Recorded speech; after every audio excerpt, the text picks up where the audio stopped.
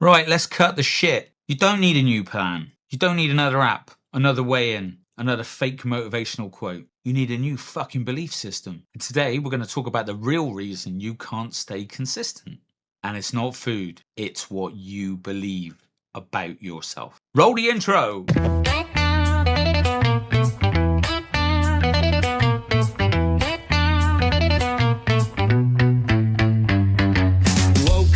This morning, pants too tight.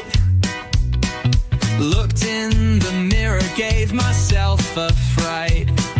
Tea in one hand, biscuit in the other. Time to change this dance, my butter lover. That always gets them.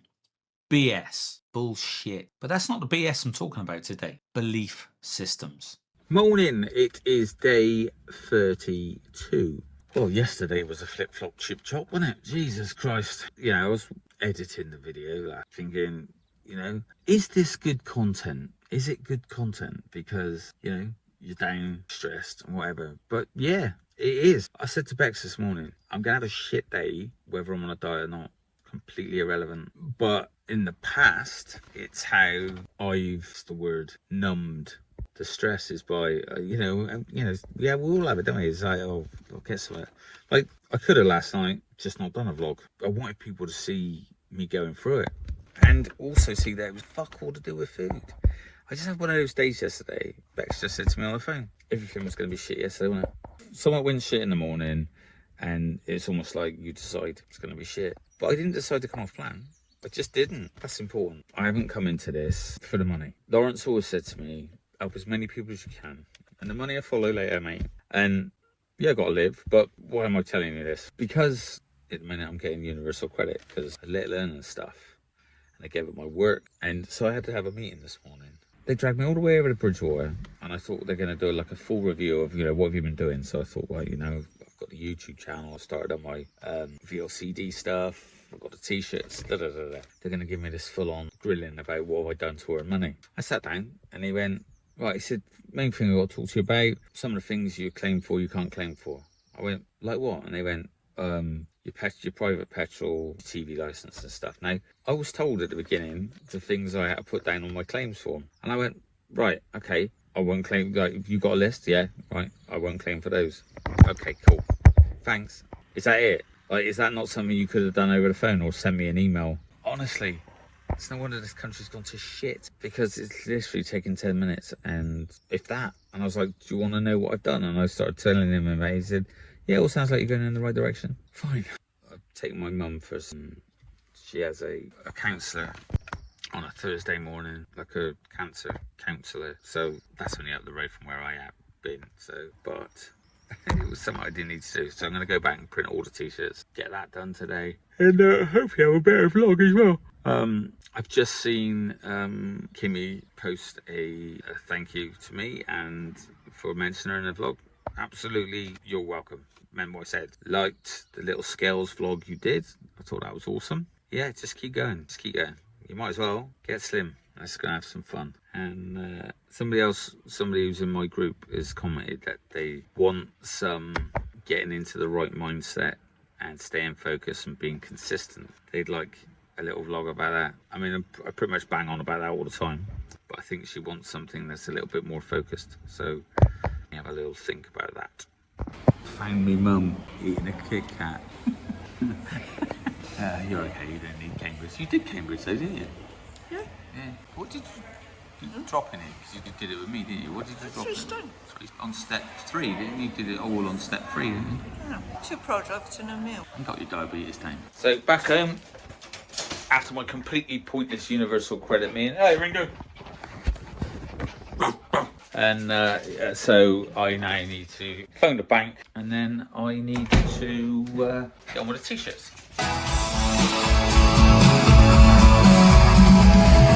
Woo! We're kicking!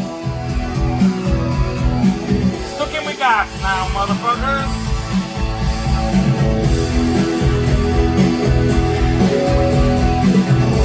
Now we're cooking!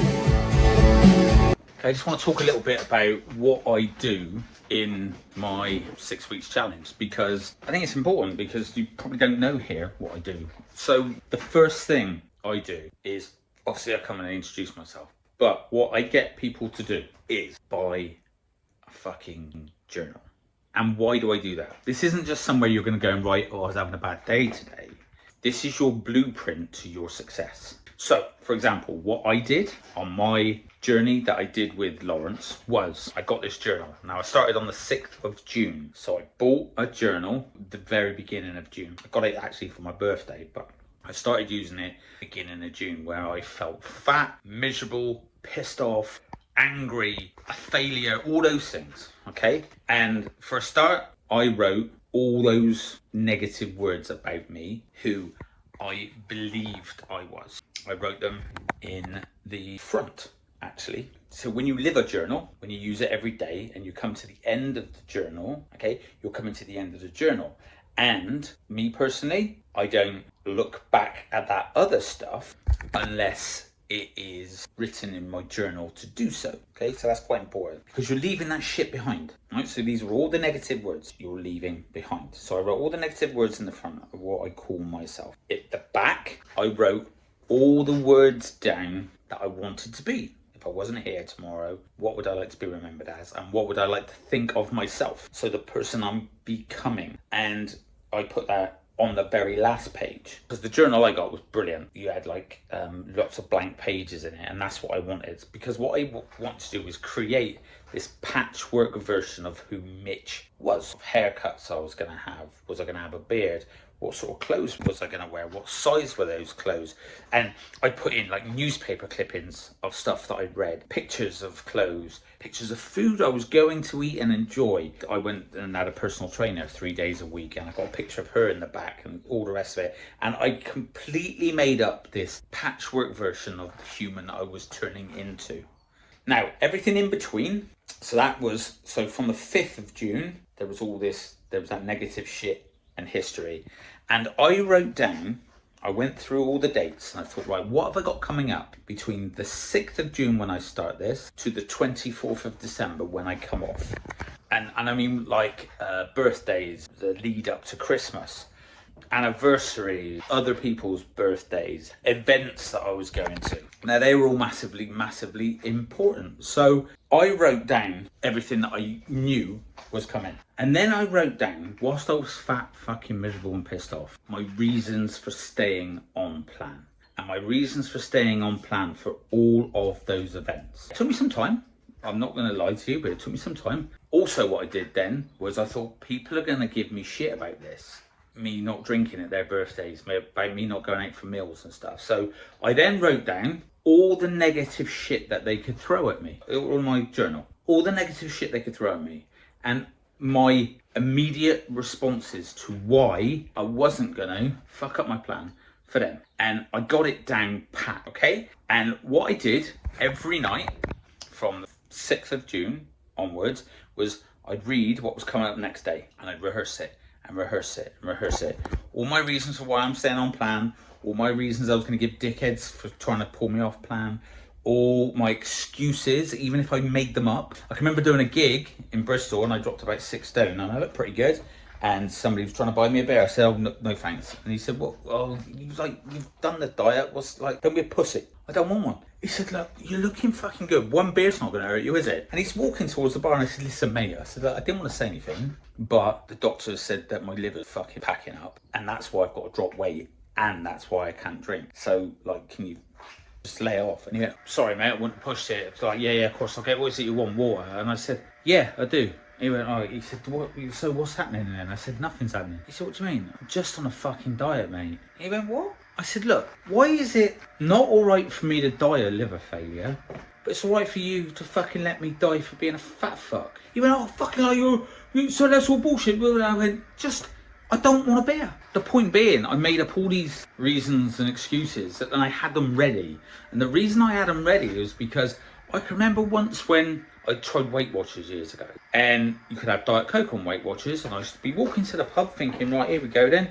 Yep, when they say, what would you like, sir? Oh, I'll say a fucking Diet Coke. I'm ready for this shit. Diet Coke, boom, boom, boom, Diet Coke. Get to the bar. I'm fucking quite well known around here, so some fucker behind the bar knew me. He goes, "Oh, want a cider, Mitch?" How the fuck did I get here? They asked me a different question, and I wasn't ready for it. I was ready for, "What would you like, sir?" "Diet Coke." "Diet Coke?" "I need a fucking Diet Coke." "Diet Coke, please." I wasn't ready for, "Want a cider, Mitch?" That's a different fucking question. Next thing I know, I'm fucking knee deep in fucking apples. And you got to have it ready, and you got to rehearse it. So it's muscle memory. So when someone comes and gives you a fucking question from left field, you go, "Oh, hang on a minute. That drawer there, here's your answer. Stick that in your hole." Because people won't mean to be nasty. A lot of them, it's what I call friendly sabotage. But I get my journal and I write, bang, bang, bang, this is everything that's coming. And the other thing I did was filmed a video of me, fat, massive, looking and feeling like shit. And what I did with that was I pleaded with a slimmer, slightly cockier version of me to not just come off for this one night, because I knew I had my mum's birthday coming. It was her 60th. She had 3 parties, bless her. And I went to all of them, drank water, didn't eat, blah, blah, blah. I knew that by her birthday, which is in August, I'd be slimmer and feeling better. So I did a video, and in my journal, my mum's birthday's on the 6th. On the 4th, the entry in my journal said, "Go and watch the video." Now I remembered I did the video, but I couldn't remember exactly what was in it. And I sat and I watched this video, and fat me, miserable, when if you think you can come off for this one night and then get back on the next day, I'm sat here with a fucking belly full of shit and a fucking head full of trouble to tell you you can't. You ain't strong enough for that. Not yet. And you'll fuck it up. Please don't do that to me. You've done so well, blah, blah, blah. And I watched it, and there's nothing more powerful than a depressed version of yourself going, "Don't come back here, dude." But it was all in my journal, and it was mapped out because I wanted to absolutely fucking nail it. And the reason I thought about this was because Jack Nicklaus, golfer, he used to use this visualization technique. And before he played any, I don't fucking like golf, all right? But before he did any golf tournaments, he would go to the course before the tournament and he'd walk the length of the course without his clubs. But he would visualize playing the perfect shots, perfect tee shot, the perfect shot out of that bunker if he got in it, and all the rest of it. And he would visualize playing the perfect shot. So when he came to it, actually playing, it was just muscle memory. And it works. It really works. So in my journal, that's what I did. Preparation is boss. Absolutely boss. Now, in my group, right, I get people to do this, or I ask people to do it. I don't make them, but I ask them. But I do tell them, the more you put into the preparation in that journal, and the more it becomes your Bible, or whatever you want to call it, your mantra, rehearse it, and get it down pat, the easier it is to keep consistent and stay in the right diet mindset. We are happy with the BS, and I don't mean bullshit. We will bullshit ourselves, but it is our belief systems that fuel the bullshit. I'll never be good enough. My feet are too big really to diet. My arse is the wrong way around. Oh, there's a giraffe in the street. Oh, there's a monkey in my fucking ceiling. You'll put everything in a way that means that you can't succeed at this. Because the truth is, you're afraid of succeeding at this. Because if you succeed at it, there becomes a whole load of other problems. Like, you might be in a relationship you don't want to be in, and you know that if you get slim, you'll fuck it off out the door. Well, don't go there then. Or you're scared to death of failing, and what's the best way not to fail? Now, if everyone shouted at the fucking telly, don't try. If I aim low, I might hit it. That's bullshit. The best way not to fail is to succeed the shit out of it every day. Trust me. If you want to be a size 10, be a fucking size 10. If you want to be a size 8, be a fucking size 8. If you want to be a bloke who wears medium skinny fit shirts, you can do it. I know you can do it because I've done it. I stood in a shop in London. I wanted a Fred Perry, and they come and fitted me for it, this guy. I was like, "Oh, can you get me the next size? Can you go and get me a large?" And the bloke went, "Why, sir?" I said, "Because it's touching me." He went, "It's a slim fit." He said, "And you look mint in it." I went, "I don't like it. Can you get me a next size up? Can you get me a large?" And he went, "Well, I can go and get you the next size up." So, "Well, why would you like a large?" I said, "Because I just told you I need the next size up." He went, "Oh, no, that's a small." So it's bullshit that I could sit here and go, "Be a small, I can never wear skinny fit shirts." It's BS. Belief systems. My belief system at the time was, I was 23 stone. If you told me I'd have been in a fucking place in London getting fitted for a small Fred Perry, and it actually working, and I've seen photos of it, I'd have told you were a fucking lunatic from the planet Zuzu. But that was a belief system. And one thing I do know, 1,000,000%, because I dropped that 11 stone and I went down to 11 stone and I was fucking tiny. And I mean tiny. I've always given it this, I've got a big frame, haven't I? A big bone. All our bones, like they might vary in length, but the fucking circumferences are the same. There is a thing called a big bone syndrome, and it's like, can you remember Jules in the 007 films years ago? Or Tony Robbins? He's got it. He's got a jaw and all the rest of it because he has this condition. You don't have that. It's just covered in fucking fat. There's this great visual of two people side by side, and their skeletons are the same, but then there's one with fat. And you can just see through and see the skeleton being exactly the same. Belief systems. And I told you the other day, all our beliefs are fucking made up in the group. And I'll see if I can find that footage to explain how they're all fucking made up. And here's the truth about beliefs. They're all made up. Somewhere along the line, we've adopted them. Someone said it, or you said it, and it got stuck. And it's held you back ever since. Now, it might have been that way for fucking years, but it's still a belief. But here's the thing, if you made that a belief, you can create a new belief to replace it. And let me just give you some examples here of how beliefs are all fucking made up and crazy. How many of you then, with my incredibly poor acting, wanting to say bless you? Now, why do you do that? I'll tell you why, right? It's drummed into us now that it's polite, right? It's not fucking polite. This is the reason we do that. Back in the days of old, when knights were bold, during the plague, the first symptoms of the plague were flu-like symptoms. So when someone sneezed, they used to send for the priest to bless you. Because you're going to fucking die. What's polite about that? It's been handed down through generations and generations. We all now believe that it's polite to say bless you. I say gesundheit. At certain times of the year, do you put your clocks back and forward? Why? Because it is a belief that that is what we should do. Should, there's another word. We spend so much time shoulding. I should do this, I should do that, I should be better, I should be thinner, I should be busier, I should have more money.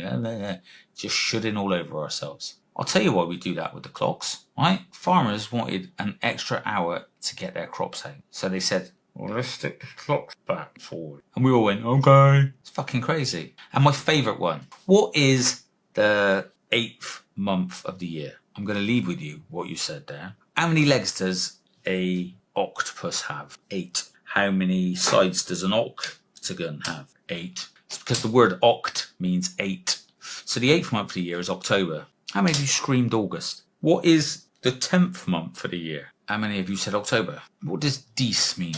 DEC. I'll put you out of misery. It means 10. So the actual 10th month of the year is December. Now, what happened there? Now, a load of you will know this because, you've been in a challenge with me before. You've heard me rant about this. Back in Roman times, Rome was led by a fairly egotistical chap called Caesar. And he was so important, he said, I want to have a month of the year named after me. So I'm going to create one.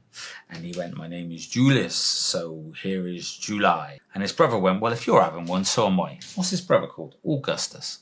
Lovely. Right. So we'll stick these two random in the middle of the fucking year and make it that there's 2 extra months. And we're going to tell you this and you're going to believe it. So there you go. It's all bullshit. But there's nothing more bullshit than the shit we tell ourselves. We've got to cut the shit we tell ourselves. Now me, I'm fucking flying through t-shirts at the minute. Makes a fucking change. Hey, look. Woo!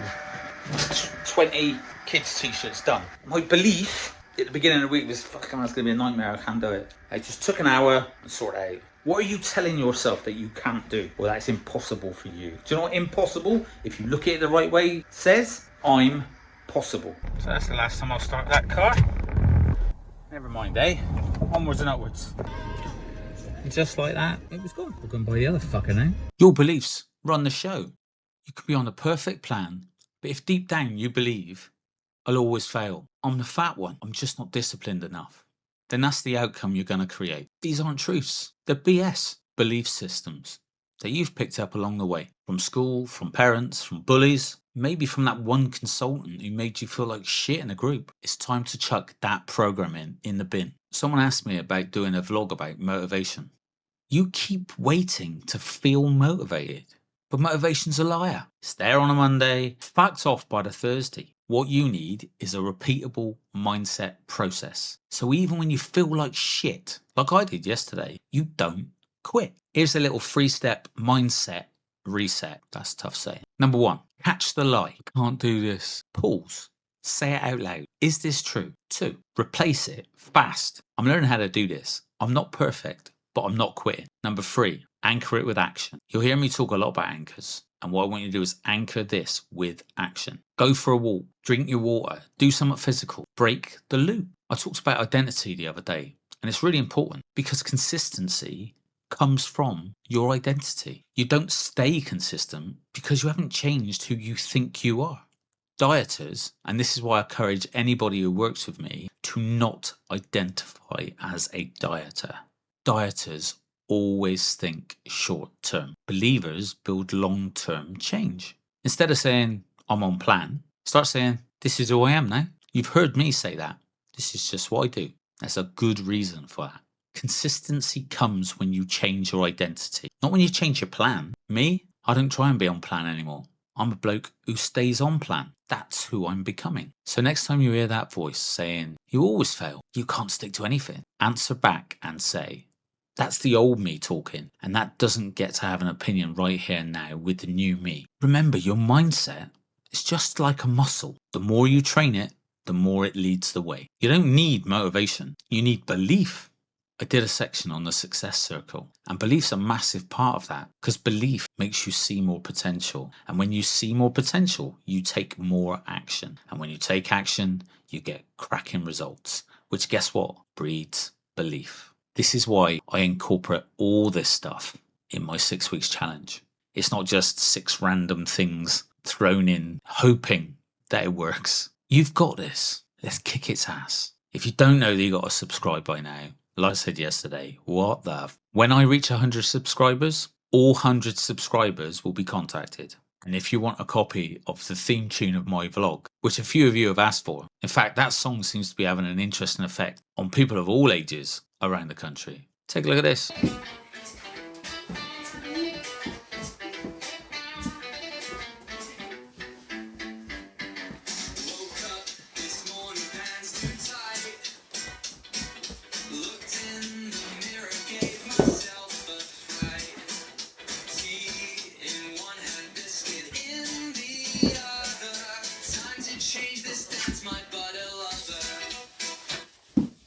I'm Miss Jones. This is Beyond VLCD Coaching. Just hit the subscribe button and then everybody gets that song. See you tomorrow for day 33. Beyond the scale we go, my friend. It's the mindset spark that'll never end.